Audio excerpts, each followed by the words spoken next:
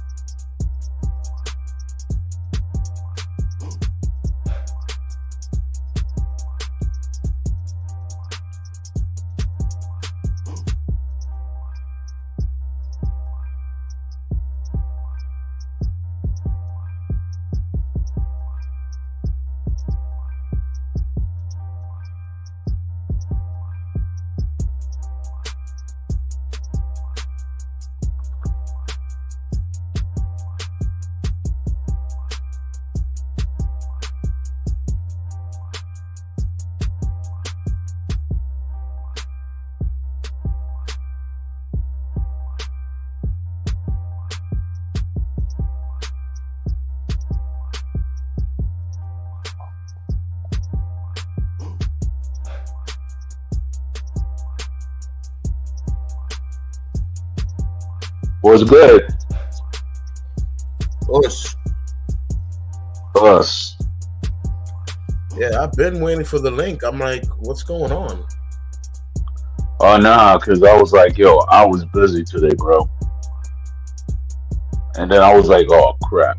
Because this is what my problem is, right? I actually thought that, okay, because I posted a link for anybody to go up on my YouTube, but then I Right. forgot to give the link to you. So therefore, that's my fault.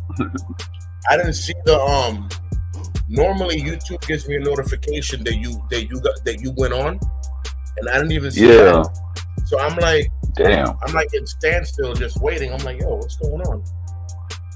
Right. Because usually, like on the live chat and stuff like that, I actually do give. I sometimes do put the StreamYard link right there. So maybe I didn't do that. I gotta check. That's great. Yeah, I mean, I'm here. Um, Shout out to the viewers, like always. Shout out to the people that tune in. Shout out to those that like, comment, share, and talk about the show later on. Quick shout out to Skeleton. Shout out to Jose Negron. Shout out to Tiger Jaw. We out here. Yeah. Got All a right. got a nice show ahead of us today. Yep. All right. Well, let's see. All right. So, as you know, as of last week, even though it ties into whatever, the diddler got arrested and more people are coming out and everything like that, right? Okay. So, yeah. But who cares about the diddler? Now, the thing is though, what we're trying to actually tell the public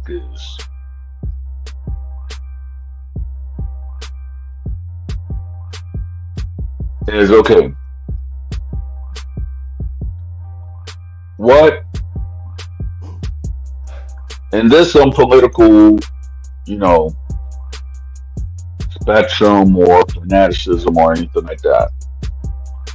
What can the regular U.S. citizen can do to protect themselves other than, you know, other than bearing arms? I mean, I think you asked me last week Yeah, about yeah, but what would I do yeah, but I about was something about the victims, and I said, listen, if the victims knew martial arts, they most likely wouldn't have been victims. oh yeah, I was asking that about Diddy situation. Nah, but the joint that I'm actually asking right now, right, is that certain people, they have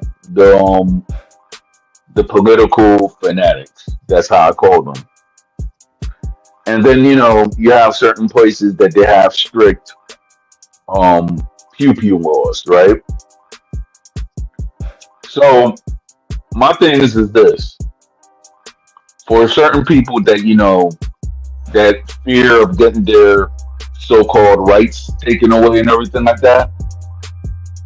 My thing is that I know that like in the past, I'm not saying for the United States, but I'm saying for other countries or other empires in other empires, that the martial arts sometimes were outlawed, but then certain people practiced in secret. So what my topic is today is that okay, in case if the martial arts ever does get outlawed, what can the citizen do to still learn the martial arts if it was in that setting? I mean, I'm gonna be honest with you. One of the most simplest systems that's very, very efficient for the street is Wing Chun. Wing Chun is not a complicated system. It's a very easy system. You can learn it in a day, and the more you practice it, the more the Donnie Yen will come out of you. The more the spirit of Ip Man will be legendary amongst those that learn the skill. You know, yes, it was a female who invented Wing Chun. Why were the women doing Wing Chun? Because these men would get drunk after spending their days labor on beer and all types of different aguardiente, you know, all types of warm water, you know, and they'd come home or they'd come back to their villages extra drunk, and they would get rapey. Oh, grapey, yeah. They would start diddling. Yeah.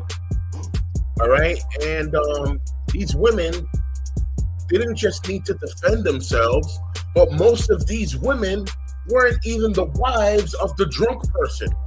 So they had to learn how to defend themselves. If not, they were going to get their sugar box stolen from them. Right. So yes, Wing Chun And and its originalidad, and it's right. you know where I think I just said oranges for some reason. Hey, it happens. It was all based off of that martial art. Mm-hmm. Why martial art? Because at one point, all martial arts were banned. All right, you need to understand that most governments, when they set up a task force to protect the people, they want the task force to protect the people and not the people themselves to protect themselves. So all martial arts, all forms of self-defense were never going to be obsolete, but if blacklisted, they had to study on the low. They had to study in secret. They had to get the books, read it, and go study by the mountains where nobody was watching. Because if they saw you throw a punch and a kick, you were going to get punched and kicked in jail. Right. Another outlaw system, which a lot of people do not know about. Shout out to all my Brazilians. It's capoeira. Oh yeah, of course. Yeah, because I do know from what I read and everything like that. There's capoeira Angola, okay, and capoeira regional. Hope I'm pronouncing it right. Yeah, I mean, it's Portuguese. It sounds like Spanish, but it's different. They're a little twist. Yeah. Okay, yeah. The thing is, though, you have school tomorrow. Go ahead, brother. Yeah, the thing is, though, like that was an outlaw system because when I guess the slave owners, when they saw the African slaves, they had to go and actually disguise capoeira as a dance because what a lot of people don't know that there was a lot of slave revolts in Brazil, and the slaves in Brazil, they didn't back down. Of course not. You know, Brazilians are 60% African, right? Yep. No, they're 60% African, 30% Portuguese, and 10% from whatever part of the island that they're from, making them 100% Brazilian. And all Brazilians have what all Latinos have. The same level of love and passion at the same level of violence and murder. It goes hand in hand. Lovers, killers. All right? Yep. Capoeira was invented by the slaves of Brazil that not only needed to be free of their masters, but were also being abused by the police. But the police didn't know capoeira. The police were using karate. Yeah. Right? It's very strong and rigid. You know, capoeira is more like kung fu because you have to move, and a lot of circular movement and a lot of momentum and movement to attack. You know, that's a karate. person with the fighting experience and knows what he's doing. You know what I'm saying? But a young listener, I'm gonna just give a quick syllabus of belt: white belt, blue belt, green belt, yellow belt, purple, brown, black, right? And then you have another system that's white, blue, green, orange, yellow, right? In capoeira, a regular blue sash, which is the second sash after white, take a yellow belt in karate's butt. Because all the movement that's involved in going off the syllabus is way crazier than what we do in karate. Karate is more rigid.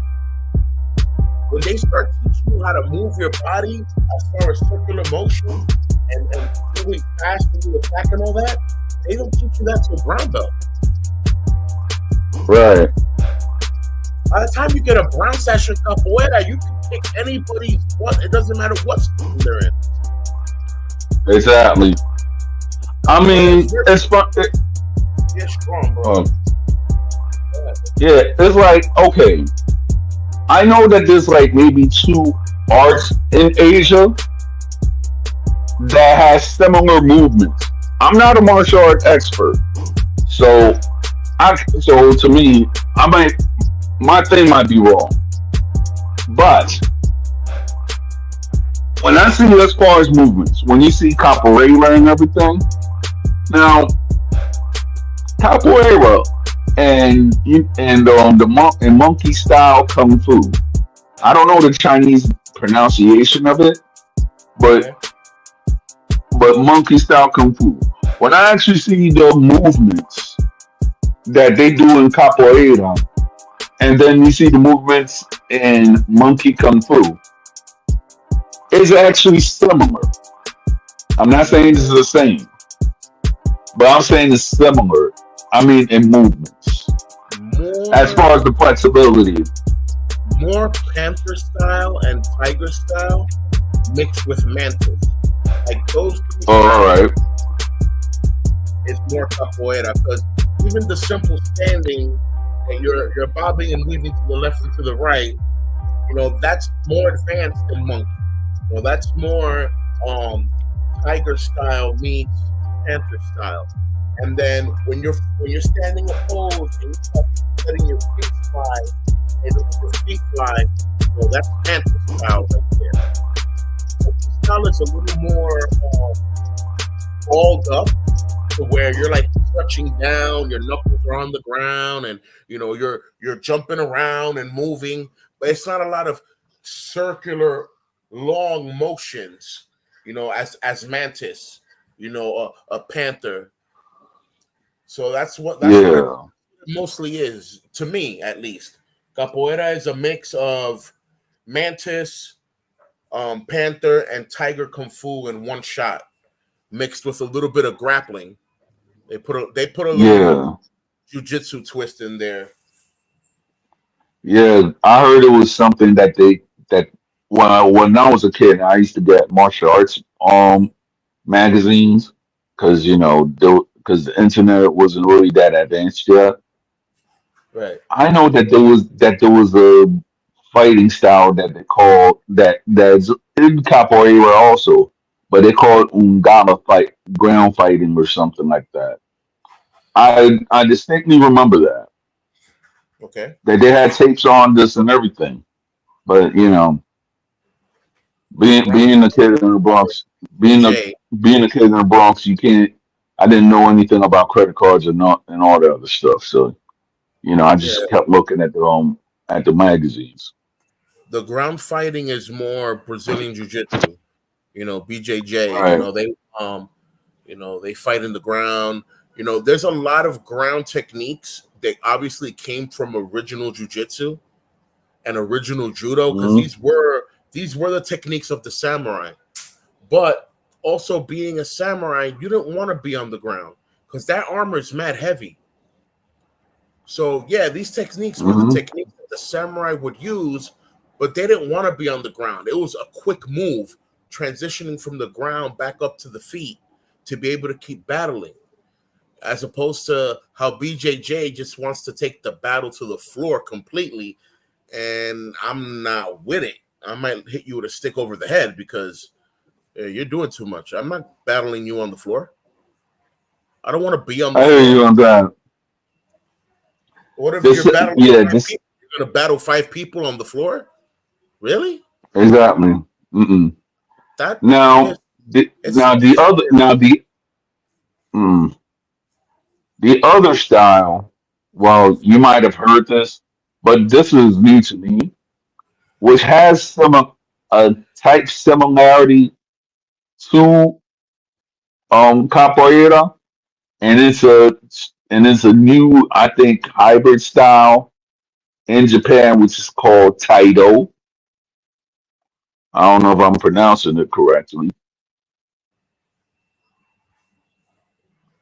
So What was I that? looked at there.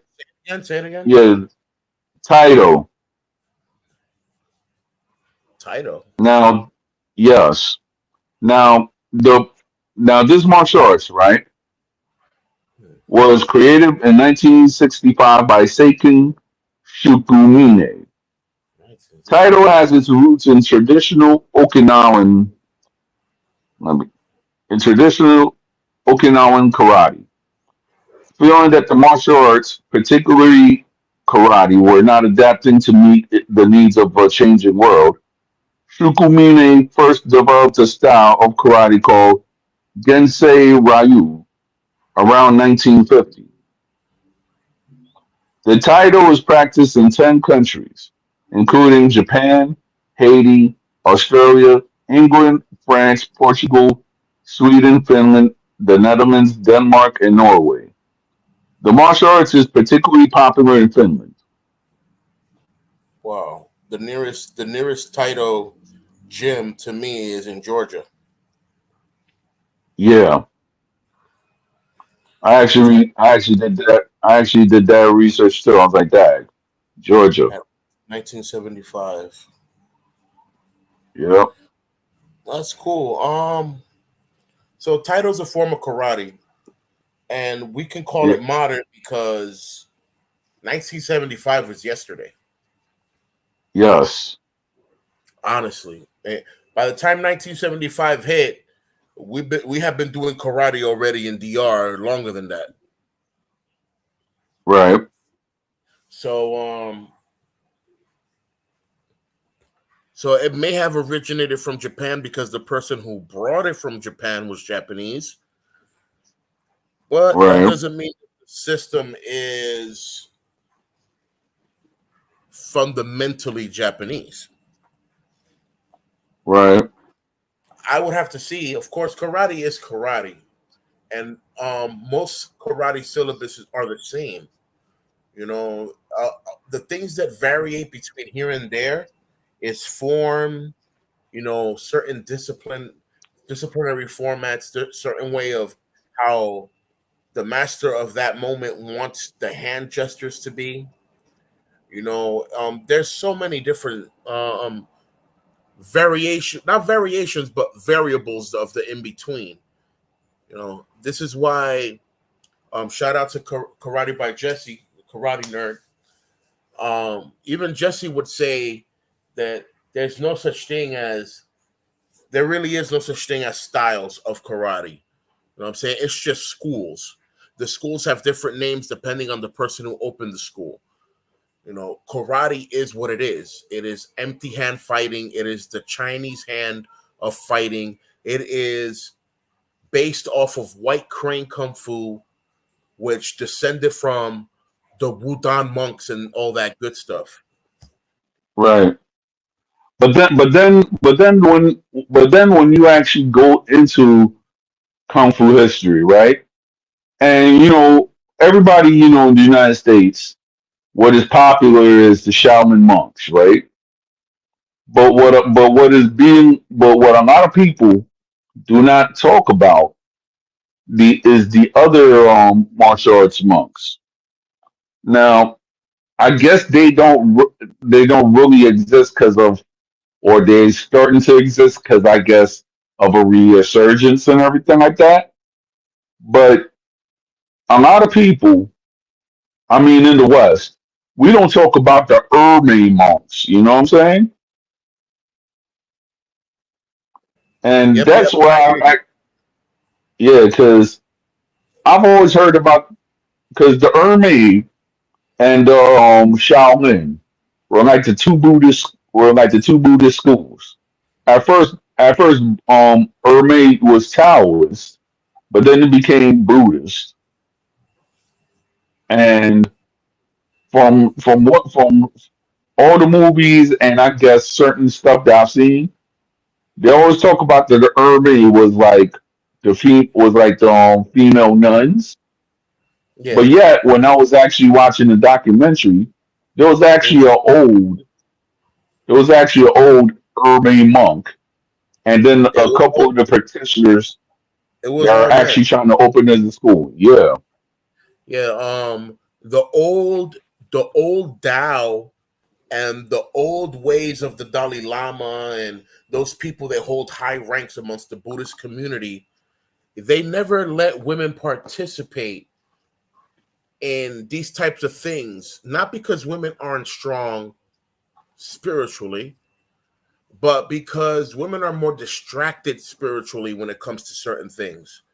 So when they tell you the story of these female monks or these nurse monks, and it's like, what at what time, what and what age, what year? Yeah, no, those weren't females; those were men, because females weren't yeah, allowed in the temple up to a certain time.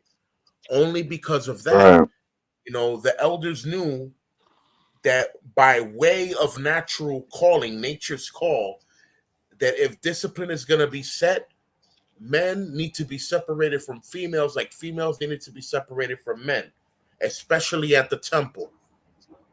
So this is why they yep, weren't allowing any kind of female activity at the temple, because there were already too many men at the temple doing stuff, and we didn't need them falling in any kind of temptation of any kind or losing the way of the Tao because they fell to the lust of the eyes, or whatever the Bible teaches us these days. yes, and I don't know. You see the background now, right, Pete? I see it. Yeah, yeah, beautiful, right? Yes, it is. Yeah, that's the country in Nepal. Okay. Yeah. So I spoke to him take a few days ago and everything like that, and he's like, yo, he's alright in Nepal and everything. He says shout out to the channel as such. So and we were still asking about a mutual friend of ours because of his untimely passing, but I still haven't got any information about her and stuff like that because it was vague on how it was told to me. But as far as anything, Take is actually doing the Lord's work in Nepal. So I pray for his safety, and I pray that God protects him in this mission of spreading the word. Amen. Amen. Shout out to the brother Amen. Tay. Big blessings to him. Safety, brother. You're doing God's work out there. Very proud of you. Yeah, I'm very proud of him. I mean, when I was actually in it was funny. Take was my supervisor, right?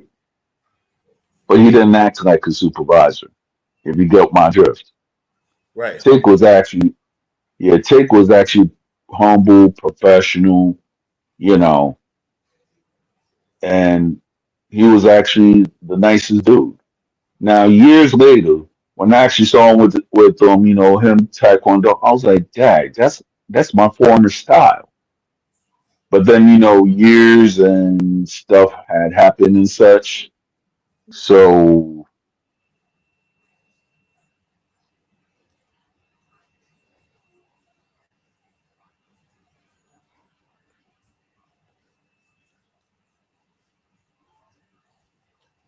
Loud music. Got it.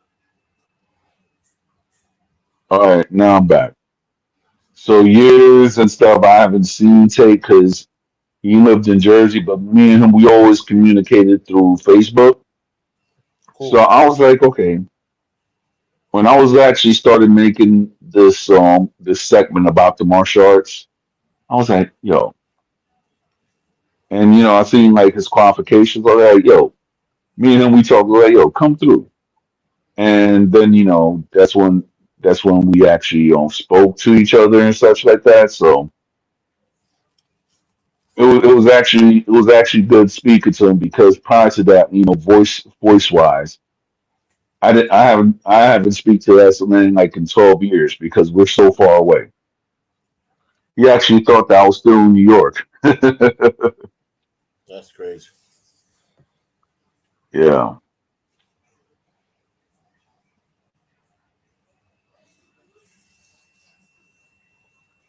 Let's see.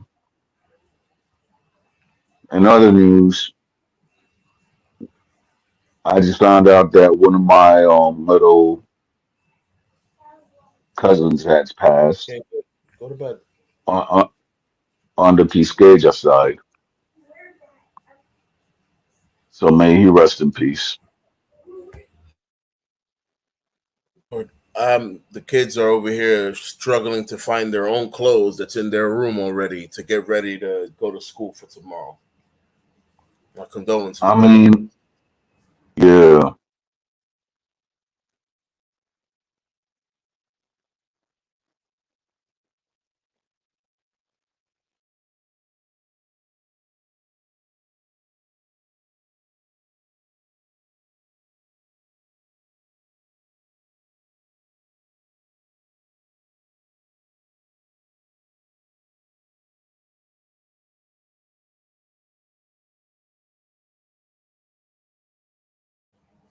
I just gave my kid the brightest idea ever. I said, listen, you're saying you can't find your clothes, all right? Check it out.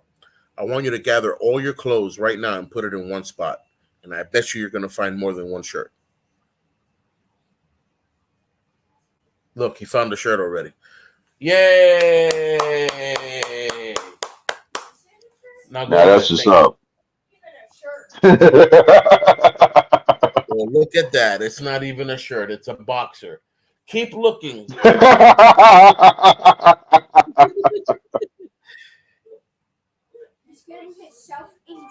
Oh, come here, Papa. It's okay. It's okay. You don't have to have anxiety. Just look with your eyes open. Keep looking. Keep. Joey, you're not helping. No, thank you. Silence. Keep looking. Find. Put your clothes together, and I'm telling you, you're gonna find the shirt. You don't have to cry. Go. Yeah, that's not good. Are you helping him, or are you just antagonizing him?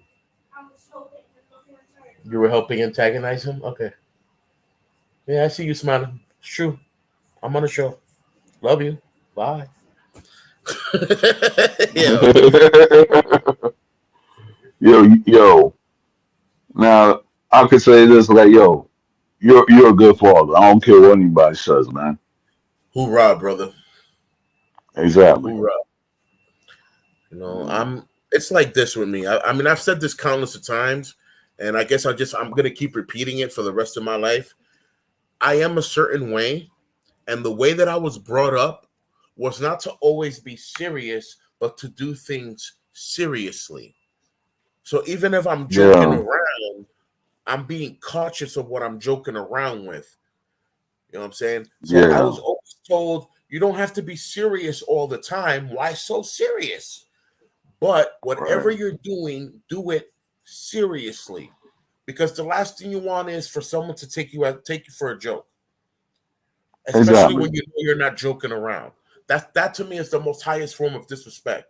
If I'm telling you something serious and you're taking it as a joke and you're laughing at me, and I'm like, yo, what's going on? The first time around, I'm gonna take it as a warning. I'm gonna take it as a flag, and I'm gonna repeat myself in a certain. Maybe I might change my words around so to see if you catch a better understanding. But if you still don't understand after I explained it the second time around, I'm gonna feel some kind of way. Yeah. Yeah. So with that, I say this. What's going on, BK? With that, I say this. It is necessary for us as parents What's to up, teach our Blazing? children to be better than us. Us. Do you understand? We're not Up teaching our kids to be like us. We're teaching our mm-mm. kids the discipline that was taught to us by our elders and ancestors. So we want them to be better than us. Because guess what? We already went up. We're on our way down. They're on their way up.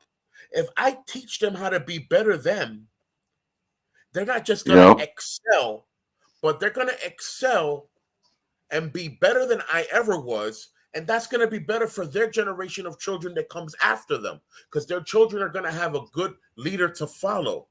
As opposed to most people, we don't educate our children. Don't worry, let them run rampant. Oh, don't worry, let the TV. Oh, what's good, Fatal? Let the TV raise the child. No, that's not the right way to raise a child. You're letting outside sources, you're letting outside influence, and you're letting outside forces inside the mind of your child, and they're going to corrupt your child from you. And now you're asking yourself, why doesn't my kid listen to me? Because they listen to the TV. You're not their master no more. You're not mom or dad or God, like how most kids see their parents. You're the person who Yeah. enabled them you're the person who enabled them to get caught up in a program. Why do you think the kids that were Yeah. raised in the street from young are better adults when they become adults as opposed to these kids that are being raised playing Nintendo? Yeah. I mean, if you actually look at it, right, and then if you actually look at all the stuff that's going on, you want to know what the saddest thing that I actually seen, bro, when I first got here to or the saddest thing that I've heard. Imagine, and this is one thing I never heard, but that joint just broke my heart. Imagine a father and a son addicted to heroin, man, at the same time. That's terrible. I was like, I was That's like, that's damn. terrible. Heroin is heroin is bad. I mean, listen, all types of drugs are bad, but top tier heroin and crack are like heroin, crack, and fentanyl right now are like the top tier of destroying minds, bodies, homes, spirit, and all that stuff. Yeah, I mean, it's like when I first came out here to Philadelphia and I heard that from another guy, I was like, dang, that's sad. And I never heard that a day in my life before I actually came step foot in Philadelphia. A father and a son drug addict.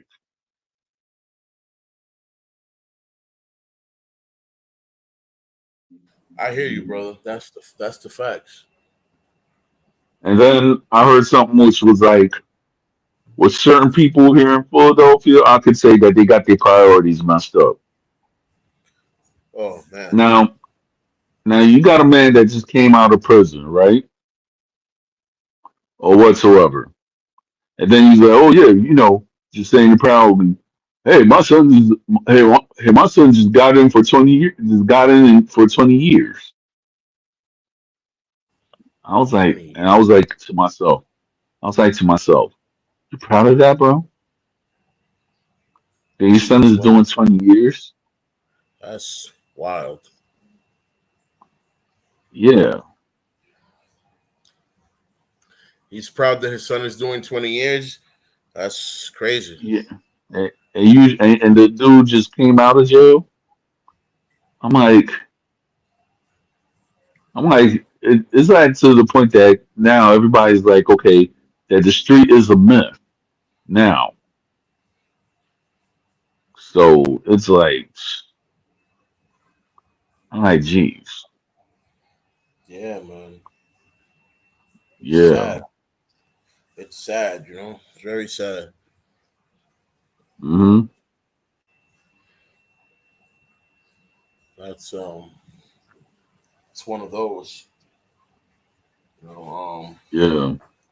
I pray for the family members and friends that we know may and may not have that are caught up in that web of lies and sin, which is drugs. You know, because Yes. it's not a it's not an easy chain to break. You know, it's not like trying to quit cigarettes cold turkey. You know what I'm saying? Right. Um, just to put it in cold words, once these hard rock candies um start hitting the system and then leaves the system, people are Yeah. they're completely different people. You know, it's Yeah. sad to the point where it's sad to the point where these people are never the same. You know, and I understand in most cases, a lot of people go to these things via the fact that they're going through massive pain, you know, massive anxiety, massive depression, you know, all types of stuff, and they end up doing these things to get away from the pain, to feel better, to feel some type of relief, and while destroying their inner world, inside that inner world, they're at peace, but the outer world is destroyed. Their outer world is no longer the same. Everybody in the world sees this person for what they are and how they do and what it be, but the person that already has their mind destroyed, they're inside their inner world, locked in peace and in joy. Yeah. You know, until until obviously it fades away and they start, you know, scrambling and going crazy for to get back to that point. And it's just sad. That's the most saddest part of it all. You know, it's not a simple, like Blasian said earlier, some bud. It's not as simple as bud. You know, it's not a cigarette. It's not a green cigarette. It's not like you're drinking tea. It's not like you're drinking coffee. This is something that once used, even once, twice, you know, it affects the brain to an extent that you're never the same. You know, at one point, I was preaching to the youth when what was it, when I think it was beanies, which is another form of ecstasy. Beanies were getting very popular, and X-Men and Obamas and this and that. I'm like, yo, what is going on over here? Oh, people are popping pills like crazy. Pepa, pepa, pepa. I'm like, nah, man. What is wrong with y'all? Y'all, one time that y'all use that, it starts leaving holes, tiny microscopical holes in your brain. And now you have your neurons spilling out through your brain through these holes, and your thoughts can't connect. Because the neurons is what brings the messages from one part of the brain to the other so that our body can have its natural function. So here you are, your neutrons stop working, your neurons, excuse me, your neurons stop working. The electricity of sending messages between your brain is starting to short circuit. You don't have control of your body anymore. You know what I'm saying? You want to wave and you're kicking. You end up falling on your face. You know, in this case, you see the people over here slumped in the corner, you know, falling asleep, but their body's not falling to the ground. And it's just a sad sight to see. But in their inner mind, in their inner world, they're the hero of their own show. They're the main star of their own movie. You know, not knowing how shattered their outer world is and how they're looking at the public view and how the public view looks at them. You know, something that in particular, one of the reasons why I appreciate martial arts so much. You know, when you're a martial artist, you know, it's very rare for a martial artist to accommodate to drugs because the euphoria of a warrior is not just the battle. It's the fact that I can live at peace and practice, knowing that I can fight the next day. That's who a martial artist is the most euphoric thing ever. Being able to practice in peace, being ready for war, or living in war but still being trained, enough to be able to survive it. It's just modern times, right? Tough times call for tough measures. These modern times call for modern measures, man. And I don't know what's going to happen, but all these major cities need a stronger anti-drug campaign, not to hit the schools. Ain't no elementary school kids on drugs. We need them to hit the high schools hard and say we need them to talk to parents and hit those adults that are going through strong anxiety and depression. I'm saying people that are going through mental breakdowns and midlife crises. These are people that need some kind of therapy, outlook, outreach, something, so they don't end up falling in that mistake and accommodating to these drugs and losing their mind, soul, and spirit over something that wasn't going to edify them at all at no given moment or no given point. It's very sad what we're living right now. These days they're not cute, man. They're not cute at all. Not cute at all.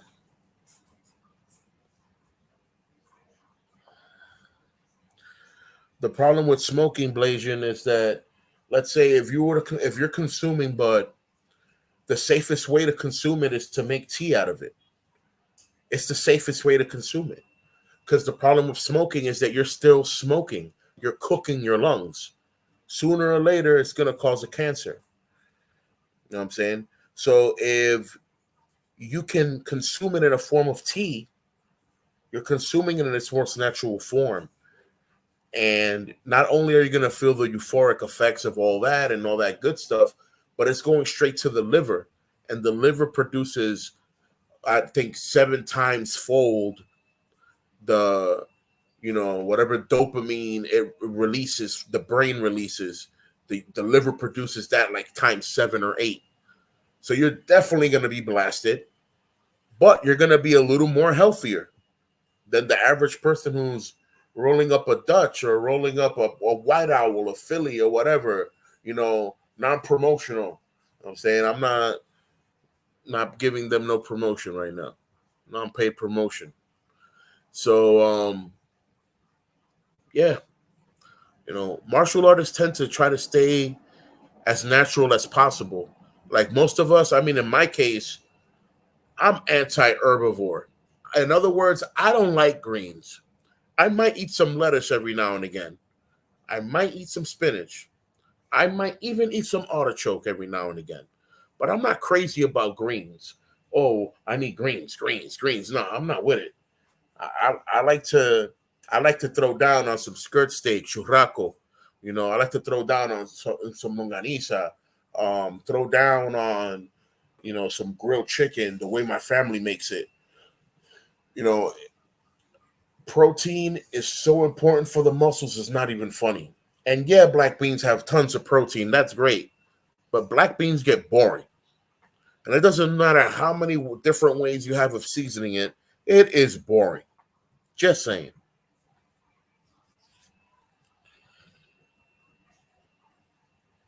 Yeah, man. So you're dealing with some loud music on your end. Since we're here and we have the people by our side, let us go into tonight's presentation of some gizmos and stuff that I made a presentation for real quick. All right, here we go. Home security gadgets. Yep, select that. Red beans forbidden in my house. Yeah, that's because of the vitamin F. Fart.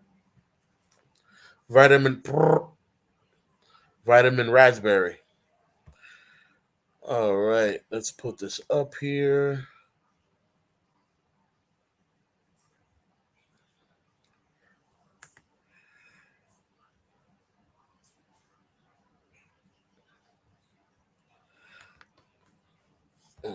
good. Now, how do I present this?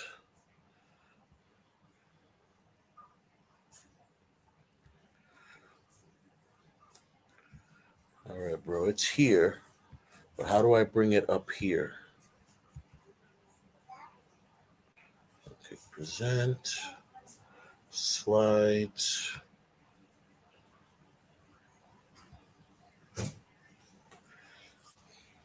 Where is it?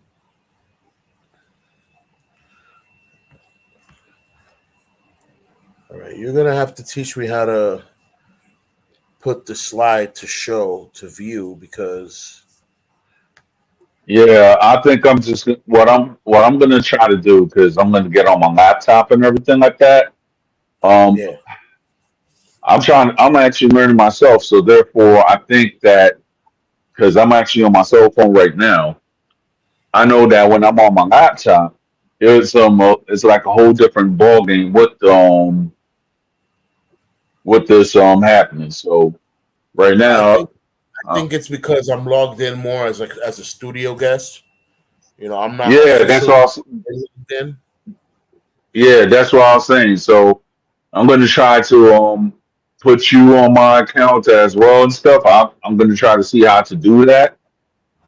I mean, we could do that behind the scenes because I know you did it Yeah, before with the Google, but I don't know how. I don't know why it's not doing it now. no account exists. New to StreamYard. Create an account. I'm doing it right now as we speak, bro. Leave it to a marine, bro. It's just proactive. Like what we doing, we're doing this. Let's do it right now, and we're good. Welcome to Discover Streamers. Searched on Google on the radio. A friend told me about it. How about I work with y'all? I'm new to streaming. I stream regularly, really. Personal use, I guess. Oh, yeah. Parts on social media for fun. Share privately with friends. Parts on social media for fun. We're going to be talking about arts, entertainment. Let's put arts, period.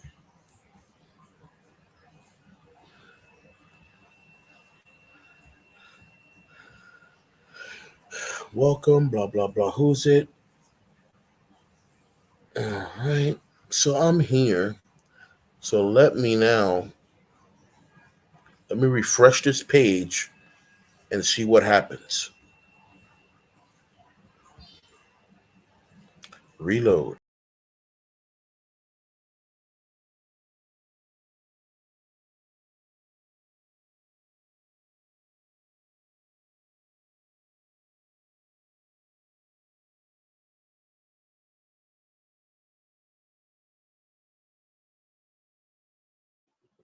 Don't worry, you'll be back.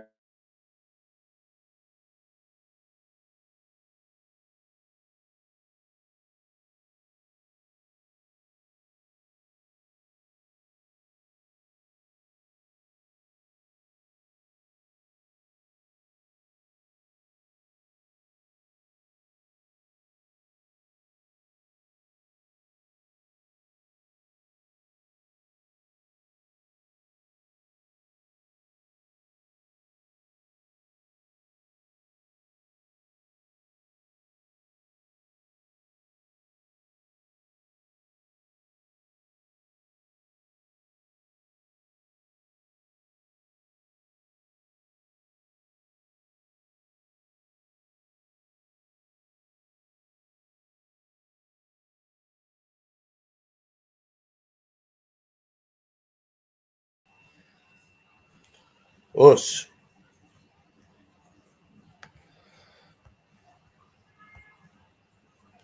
So now I'm back in. Let's see. Add a file. Yes. Yes. Yes. We are doing this one tonight. Select that.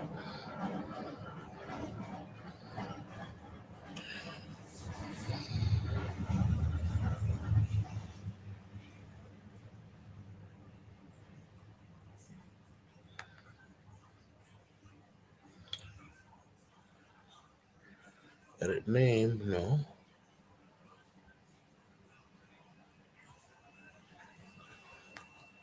Right click, visual art, no. This, drag into here. Yeah, there you go. Woohoo! All right. All right. That was awesome. I just figured that out all by my lonesome. All right, guys. Senpai Pete, that's your boy. Us. Present Us. on a part 3 in home security gadgets and personal self defense utilities that you could use on an everyday basis. Guys, there are things in this presentation that have to deal with the home, and there's things in this presentation that have to deal with your personal. Um, of course, when it comes to taking care of the home, you want to take care of your belongings just as much as you want to take care of the health and safety of your family members and yourself. So let us start with this presentation. And we have, first things first, we have the wall safe. The wall safe outlet looks like a regular outlet. And yes, that's the European version of the outlet. Our version is different. They have our version as well.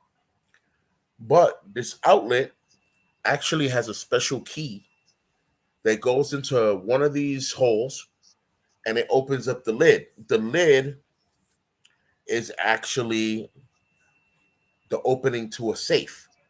And it's a small safe that stays behind the outlet where you can fit money, passports, documents, jewelry, stuff like that. Just remember the size of the outlet box is the size of the point of entry of what you're going to fit in, of course. This is a simple thing. It's something you can install in your everyday home. If you have an apartment, it's different because most apartments are made of concrete. So you can't just bury a hole deeper behind the outlet. But if you have a regular house with drywall and stuff like that, this is easy to install.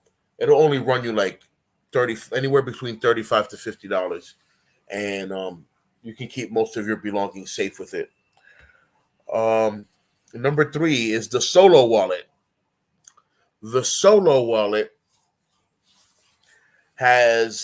it's a cell phone case that has a biometric door in the back that will only open with your fingerprint. Now, why is this convenient? You can have all your credit cards, passport cards, social security, all these documents that, you want to keep safe with you with your phone inside this biometric case that cannot be destroyed. This thing is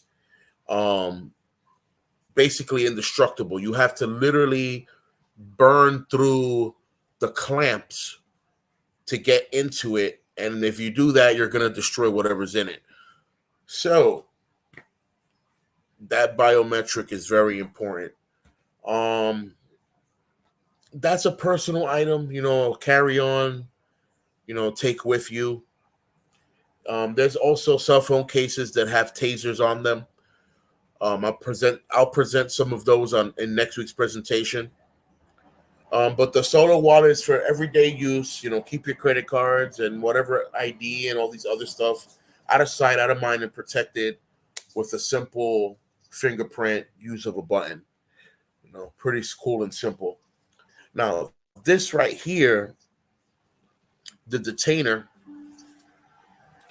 This detainer is it's like a special anchor that you can put behind your garage door if people that have houses.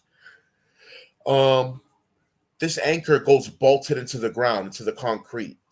So if you're going to have it in the house, you want to make sure that, if you have tiles, that tile where this is going to go on, you might have to take off, and leave it in either raw concrete or something that will be compatible with the utility. It'll keep the door shut to an extent that no police battering ram.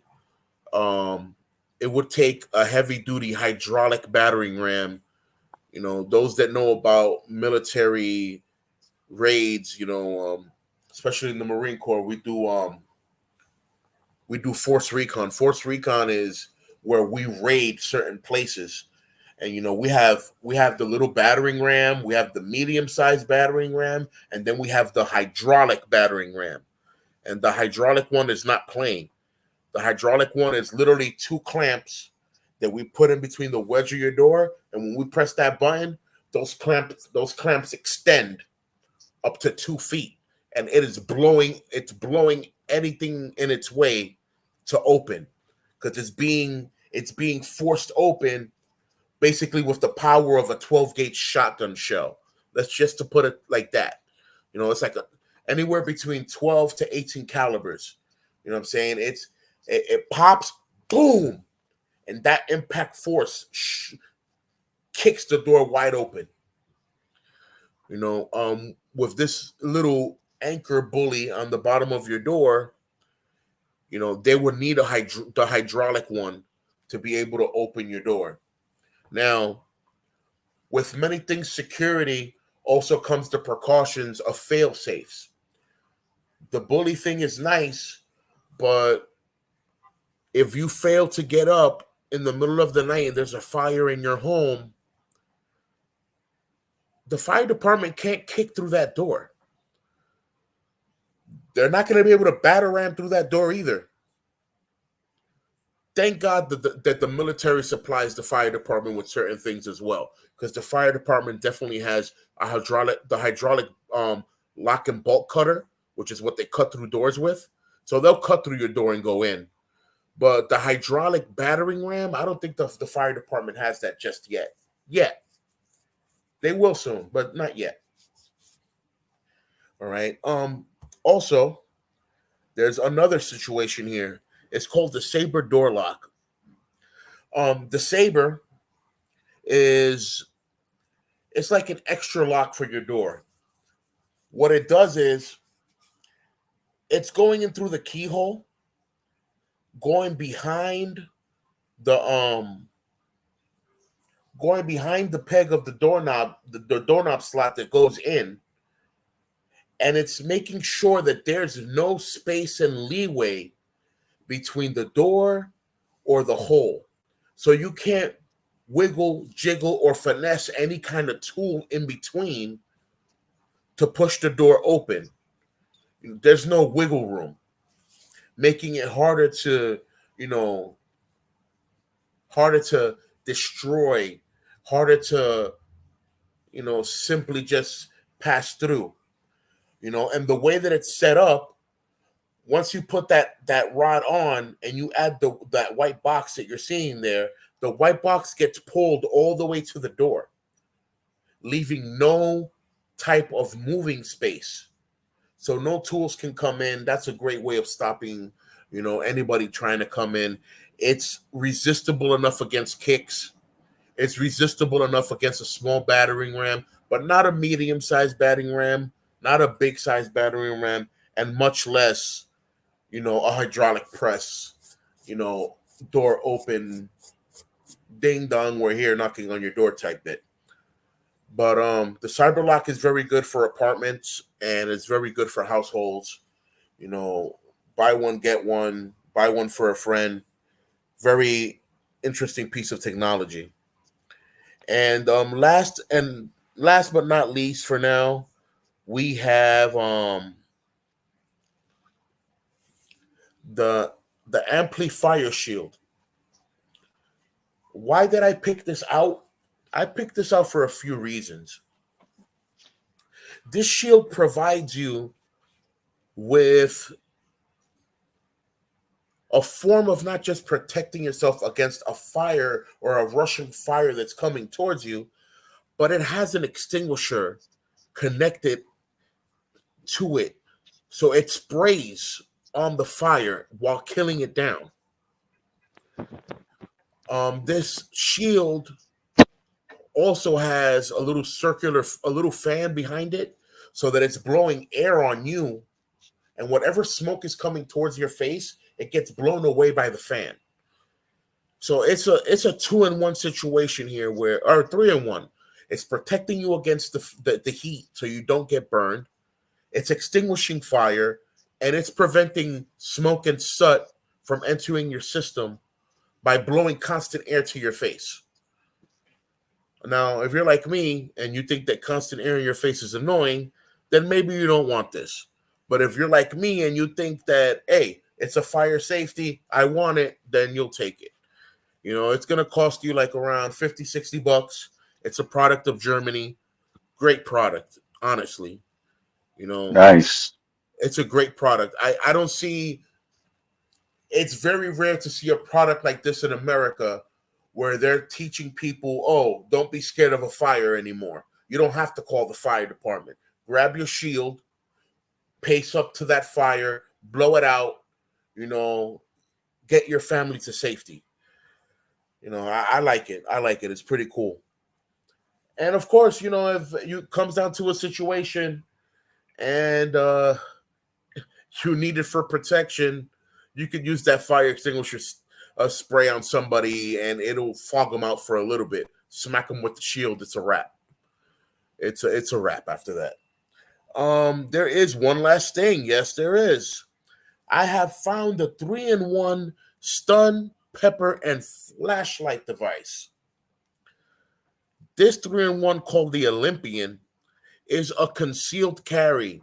So it's legal to carry on your person anywhere you go. I mean, you're going into the library, it's safe to carry into the library. You're going to church, it's safe to carry to church. You're going on the ferry, it's safe to carry on the ferry, on the train, on the bus. You could walk around with it. Cops won't tell you jack because it's less to non-lethal hand carry or concealed carry. Now, the Olympian, like most other pepper bottles or pepper spray situations, it doesn't just spray pepper spray. It can disperse pepper ball ammunition, which will fly up to 16 to 20 feet towards any person that's per se pestering. And when that pepper explodes, it leaves a cloud of at least 6 to 8 feet circumference, engulfing the person in some strong pepper spray. Bad to breathe, bad to eye contact, bad for skin contact. It's just Lethal Weapon 5000. Now, why do I recommend this guard dog tool? I recommend this because your average pepper spray, you have to press down on it. And if you press down the wrong way, you could pepper spray yourself. As opposed to with this tool, you have to aim properly so you won't pepper ball yourself. Most pepper sprays have a weak exhaust. And next thing you know, if you're spraying in the wind, it's spraying back into your own face. That's a problem as well. I could think of many pros and cons here and there of, how these things work and operate. But this one is a stun, which means it has taser. It has a taser. It has pepper spray. And it has the ability to disperse live pepper ball ammunition. It could be an 8mm grain, a 6mm grain, 10mm grain. It's going to disperse it. It's going to do its job. And it has a flashlight. For those that know about law enforcement or have been in the military, having a flashlight on your weapon is very crucial. Not just so that you can see what you're doing, but it confuses the enemy sort to say. Of course, if your enemy is tactical, they know that wherever the light is, that's where their enemy is. But most enemies aren't tactical, practiced, and or trained. So when you end up flashing that flashlight in their eyes, they're bothered and they're putting their hand in front of their eyes. Perfect time to pepper ball them right in the stomach or in the chest and let them consume that pepper however they see fit. Not only are you guaranteeing yourself safe to come home, but you're guaranteed that if you're with your family and this situation happens, you're going to guarantee your family safety home. As opposed to this person's going to be begging on their knees for someone to flash some water on their eyes. So, and I think that is the end of it. Yep, that is the end of that presentation. If anyone has any questions, if they want me to flash through them again, I can. And I know I didn't go through the briefing of the prices, but if you guys want to know the prices to these things, I have no problem answering that for you. Of course, like I always say, we do these things for y'all. This is for y'all to, you know, do what you need to do for safety and security. You know, let us stay safe. I always tell people that it's important to train the mind so that the body can find peace. Train your mind, train your soul, train your spirit. It's not just about being strong physically and going to the gym. A lot of people that are strong physically that go to the gym, still find themselves in certain situations where, the person that wants to attack them knows that they're strong and they still want to attack them. So, it doesn't matter how strong you are. Nobody wants to get hurt, especially after you put all these hours at the gym to look the way you look. You don't want to get busted up. You don't want to get sliced up. All these muscles was hours of work that you put in. So here you are with the guard dog real quick. Flashlight, you're too close. Catch a stun, step back, let a pepper ball loose. Even if it's a group of people, it might only take one or two. It'll engulf them in a big pepper cloud. I'm telling you, it'll guarantee your safety and the safety of whoever's walking with you. Because there's nothing they can do after they get hit with that. They're going to be coughing up a pepper storm, and forget about it.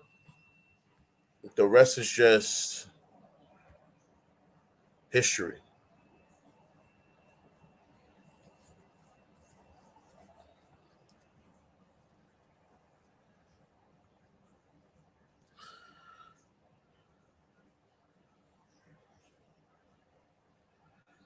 Why is it that Blasian always wants to talk about occult stuff? I never hear him talk about you. Why don't you talk about salvation? Talk about the apocalypse. You want to talk about all this dark stuff. I'm gonna tell you like this. Most people that study these things tend to stay in the dark and never find the light because they think that the dark that they're in is light. And if you think it's light enough and you still can't see, when you hit your foot on something, just smile because that's the road you chose. Just saying. I come a long line from a long line of family members that were high priests and this and that. And nah, my generation said no. My generation broke the generational pact of serving the altars and all that other stuff. We don't serve that no more. We serve the Almighty, the Most High. We serve the light and we serve the community and we serve light to the community. Not knocking anything you might be doing, just giving you some insight. You might know a lot about what you know, but do you know that what you know is dark? Just saying. Got you. I mean, when I grew up, right, and most of my family were Christian. I mean, I've heard of stuff and everything like that, but I was not really directly exposed to it, but indirectly saw stuff that I did not understand. Now that I came up older, I'm glad that I didn't hang in certain places and such or and all that. Because living in the Bronx, right? And the time that that you and I we grew up in, more or less. So you know that you have friends who are in certain street organizations, right? And I'm going to be honest. Certain people used to go around and get their beads at the Botanica, Right. and that's where people really got their beads from, not knowing what they were actually putting on their chest and such. You know what I'm trying to say? Right. So when I got older and I start seeing and they start explaining what these people are doing, it was like, yeah, I'm kind of glad that I didn't buy anything from the from the Botanica because 9 times out of 10 that might have been stuff that might set people to the wrong path. Believe it or not, 9.9 out of 10. yeah. So I was like, I'm glad because I just, I mean, even when I was like maybe in my 20s and such, I'm not going to say I'm the best person ever, but I knew for some reason if I was in a Botanica, I didn't stay there long. I know for a fact that the enemy will feed you a spoon of truth to then feed you a pot full of lies. And what I mean by that is Yeah, this, you know, why are people visiting certain people looking for numbers to go play these numbers and then not win anything actually and still go back to these people looking for numbers? Like, doesn't that obviously tell you something? That not that per se that it's fake, because there's a lot of real stuff going on back there, yeah. but it goes to show you that you're doing a service for a service that's not going to service you back in return. Yo, quick point of reference, right? I'm on Facebook, right? Yeah. Now now there's this guy, and this guy has like maybe 500 profiles on Facebook. Oh boy. And this, yeah.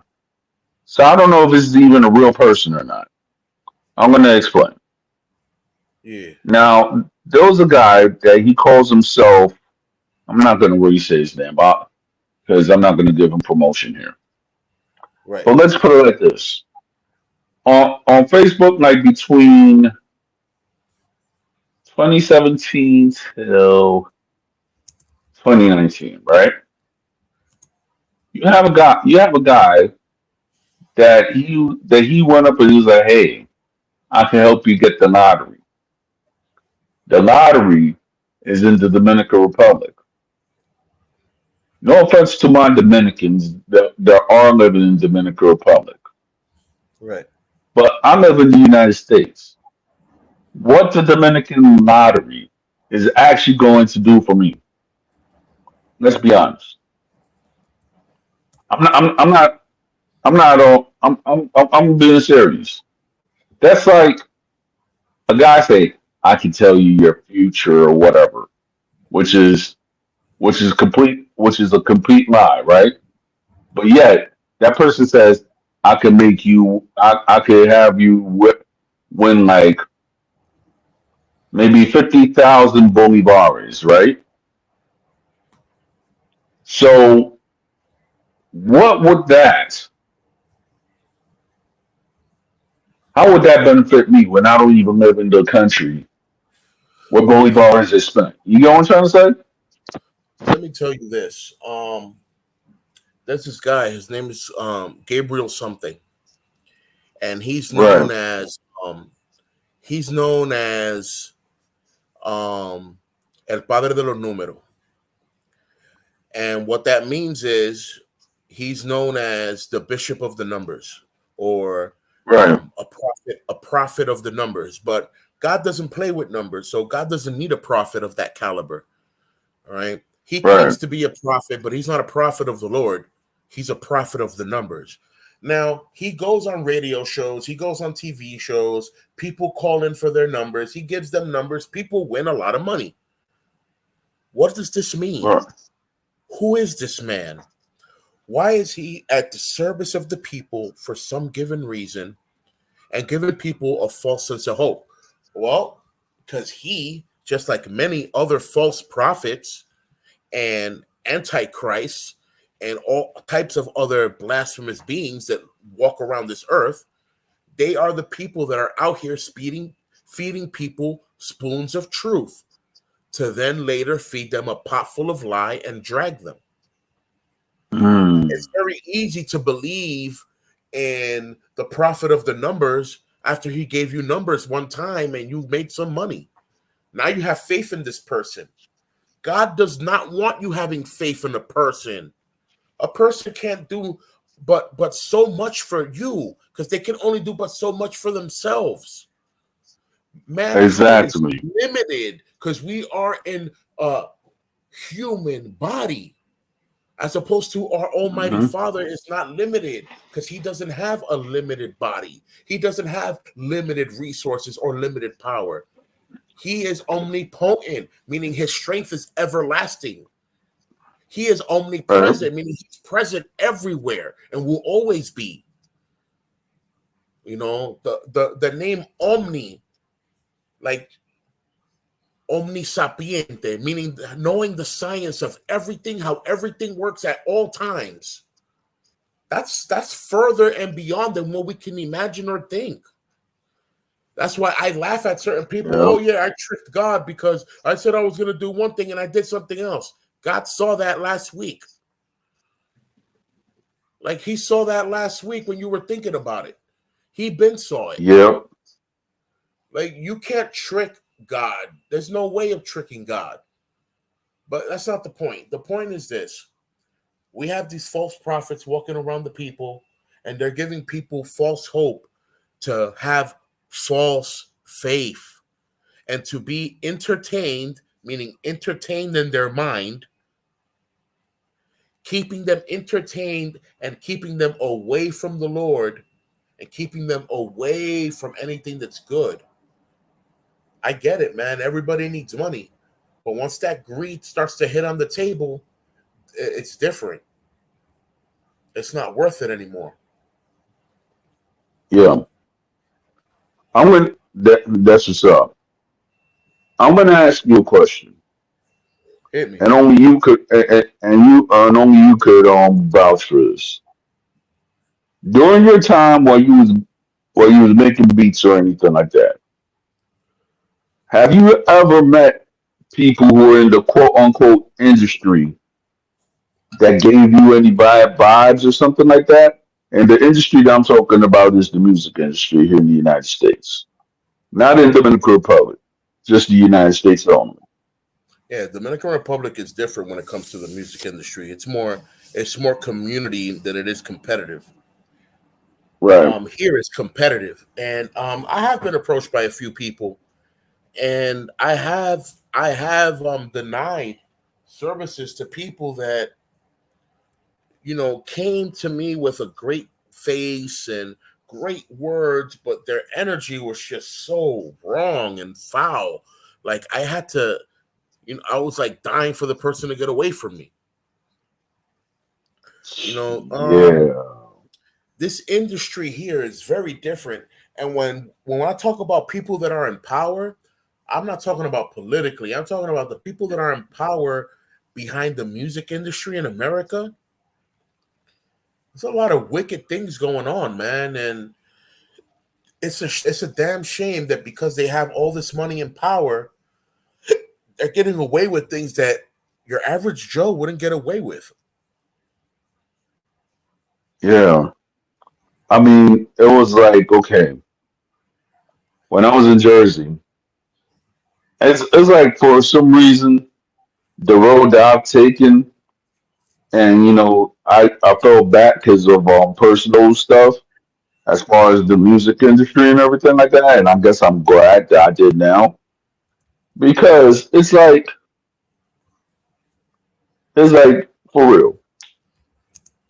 A lot of these young men, they come out the buzz and everything like that, but yet they do not know the industry, or they think that they're going to be hot, but yet they have a manager that doesn't know what they're actually doing.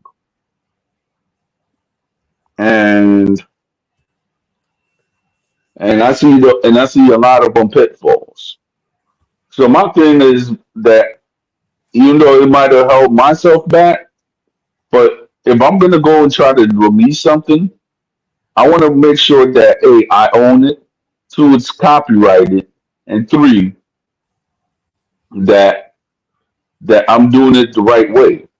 Because if I go quote unquote join a record company, right, or a music label, and then if I don't look into fine prints, and then what to do, I don't own my stuff. What is it going to benefit me? Or by the time if I have my own family and everything like that, how is it going to benefit my whole family? When the fact is that what people don't tell you about the music industry, why certain people don't really collab or whatsoever, is is that sometimes there's an unspoken rule, or there's certain people that they just don't want to meet you at all because either when you meet with them, your energies don't connect or your presence don't connect, and it be like that sometimes. Yep.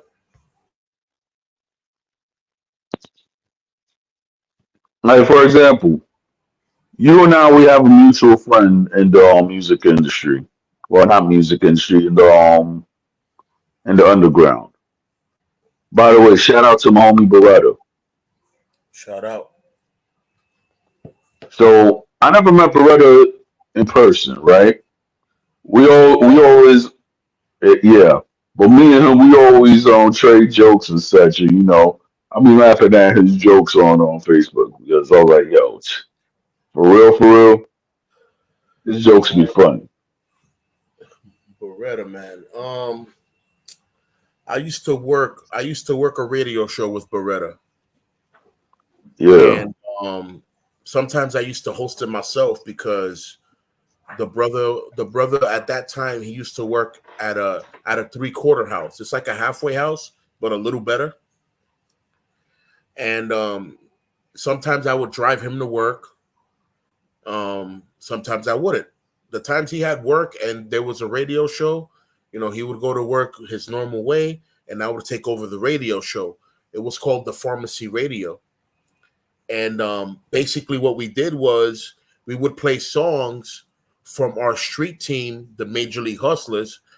There were remixes, original songs. Sometimes I would play a beat. People would call and rap on the beat while on the phone, and it was cool, man. It was different. yeah, It was a different sort of situation. This is more this is more podcast information, informative. Reaching out to the people more directly and in person, as opposed to promoting a street team. But shout out to MLH, shout out to the whole team. It's your boy yep, PK Darkness. Y'all know me as M1014, the Marine, the producer.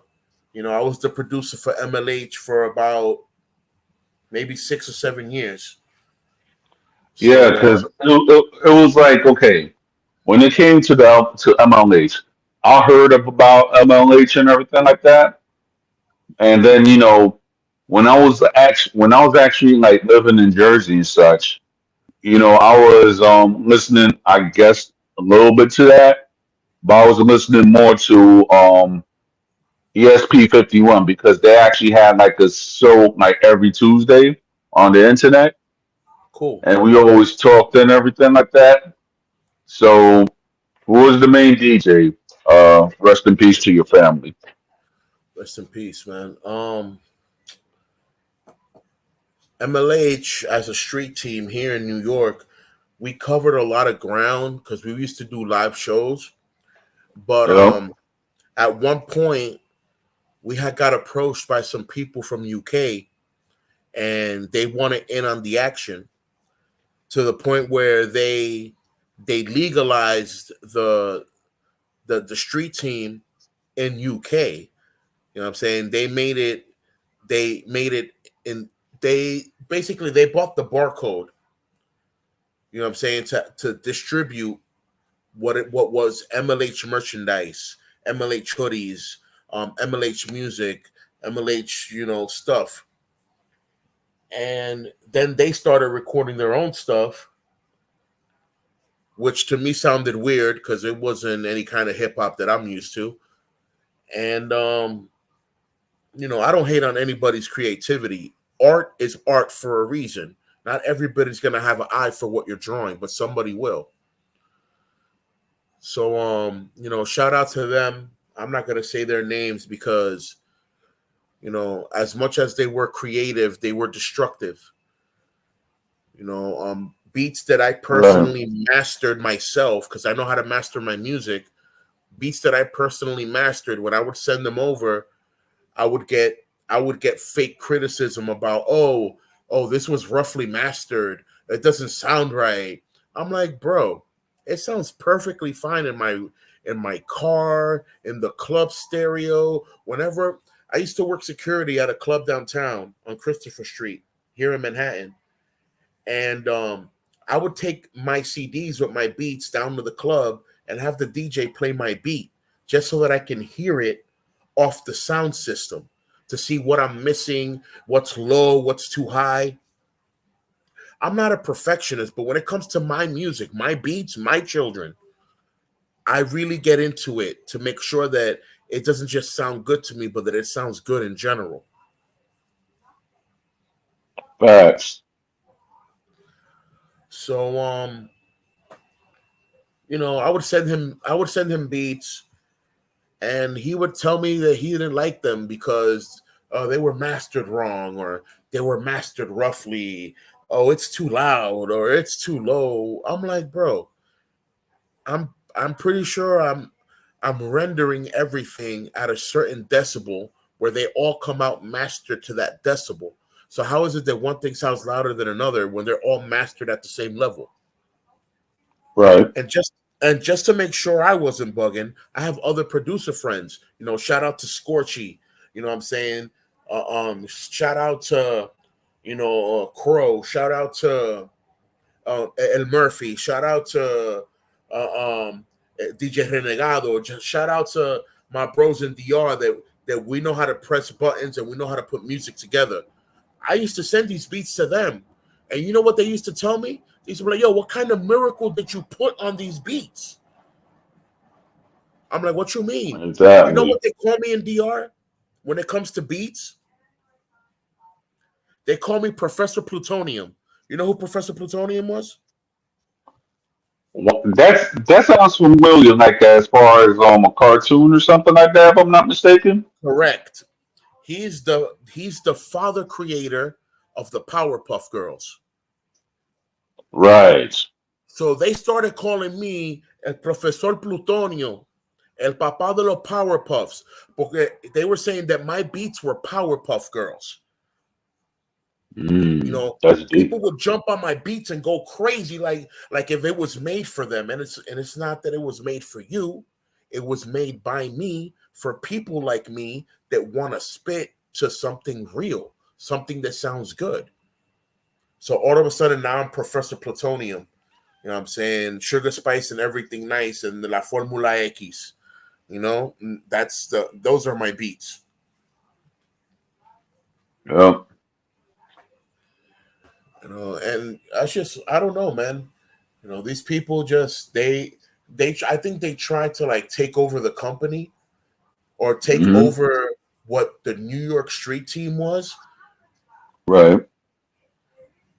And it's like, bro, you can't take a street team from the street that it's from if you're in a different place and you're not coming over here. Yeah, and it's like I don't know about the UK stuff because shout out to whoever is spitting in the UK and everything, but the culture. I could say I don't know about the rap side of it because I know in the United States is very shady. I cannot really speak on other European or Western countries about when it comes to their industry. But you know how rap is actually popular here? In certain areas, it doesn't have like the same leeway as in other countries as it does here. So I'll put a case in example. Now in Canada, right? When I first heard of Canadian rap, the first person I actually heard was that guy. What's his name? Cardinal Official. When he actually did a joint with Busta Rhymes. Yo, Cardinal Official was fire. My favorite song from him is "Old Time Killing." It's our old time killing. We'll be yo. That song is fire. Yeah, the song that I first liked about with Cardinal Official, right? It was with Busta Rhymes and Junior Reed. Okay, Yeah, I was like maybe 14 or 15 when I first heard that. And I saw the was it video like on yeah, I think it was BET I went up and I saw that video in. was, was it a One Blood remix? No. It was Canadian. it was like it was like back in '98 it was Busta Rhymes, Junior Reed, and Cardinal Official. I'm gonna look it up right now. Yeah. I'm looking it up right now.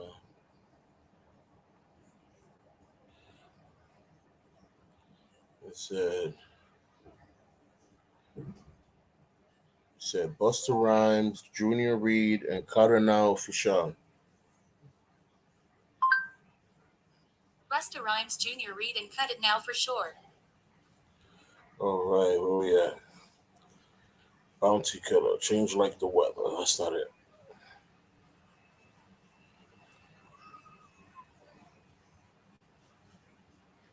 Right here.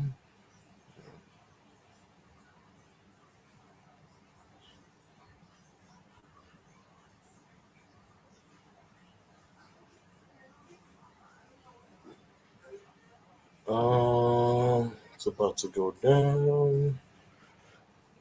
Cardinal Official, Busta Rhymes, All Time Killing Remix.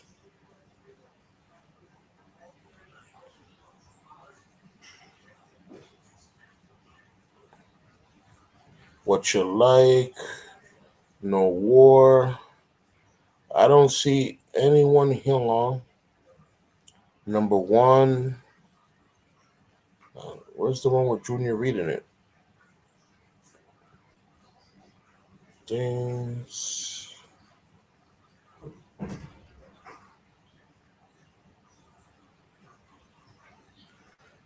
Busta Rhymes. Da da da.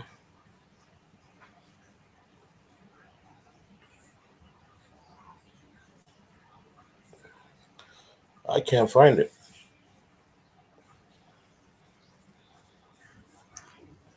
It's Bounty Killer, it's Cardinal Official, Junior Reed, and Busta Rhymes. Yeah, it doesn't show me the one with Cardinal Official on it. I see Bounty Killer Yeah. featuring Junior Reed and Busta Rhymes, but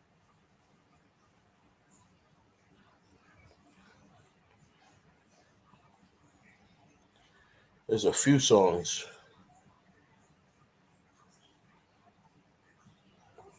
It was one that I remember, but I know that like around 1997 or 1998, Busta Rhymes and Cardinal Official, they actually came out with the joint. I'm gonna look it up.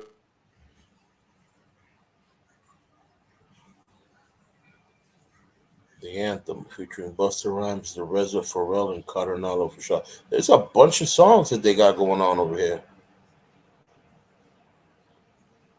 I bet they're all good. All right, so you were saying?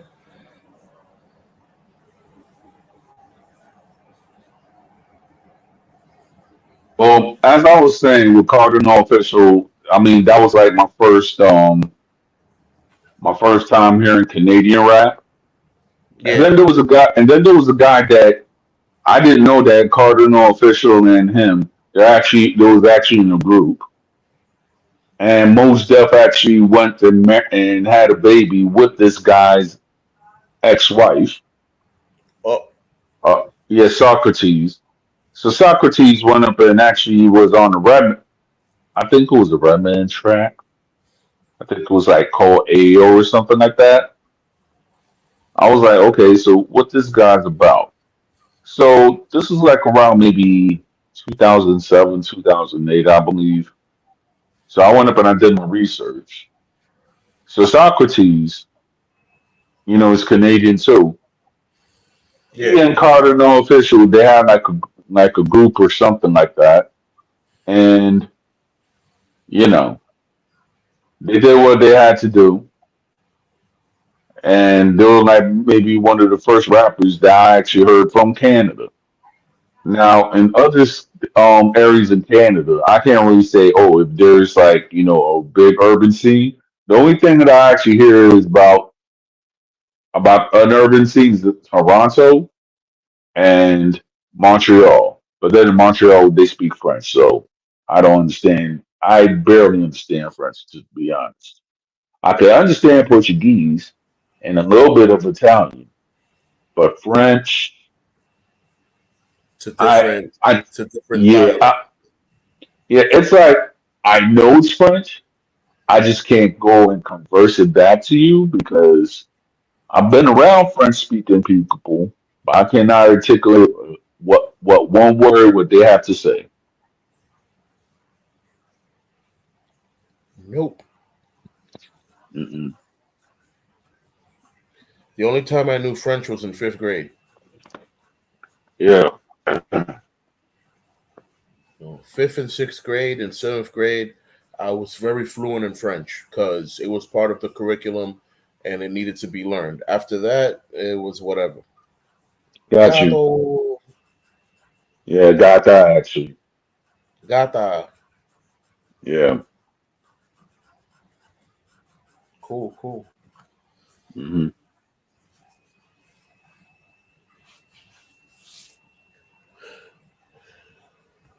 Yeah. Like the joke was on her last week. We had to protect her at all costs. You know what I'm saying? Yeah, I hear you, I'm man. sorry. Yeah. That's Hmm. that is Yeah, the smile. You're truth. on TV. Hmm.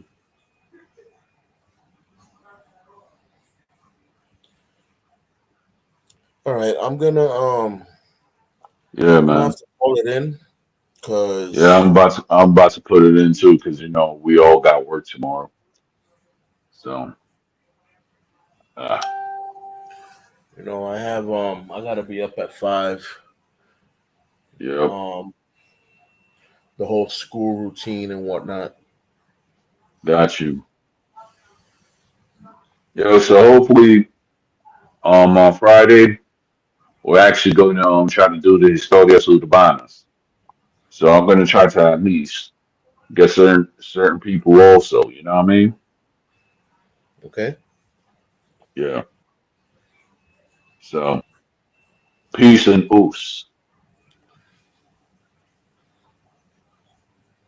Yeah, brother. I'm gonna definitely bow out. Yeah. Everyone have a good night. Safety, blessings. Us. Us. Well, that's all, folks. So come next week. It's Senpai Dominicanos, the martial arts edition. Us.